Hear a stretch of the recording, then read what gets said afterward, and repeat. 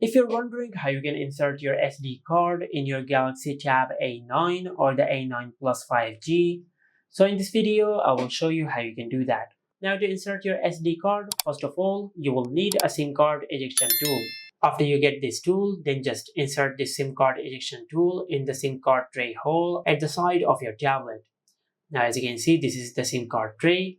Now just insert this tool over here. Now just press it a little bit. Now just extract the SIM card tray from your tablet. Now as you can see, this is the SIM card tray of your tablet. Now just insert your SD card in the larger slot. The smaller slot is for your SIM card.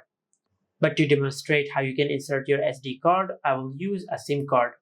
Now just bring your SD card and insert it in the larger slot. Now for an example, I will insert my SIM card.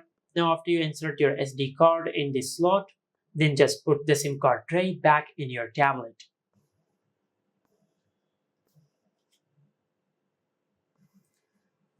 And as you can see, this is how you can insert your SD card in your Galaxy Tab A9 or the A9 Plus 5G. Make sure to like, comment, and subscribe. Thank you for watching.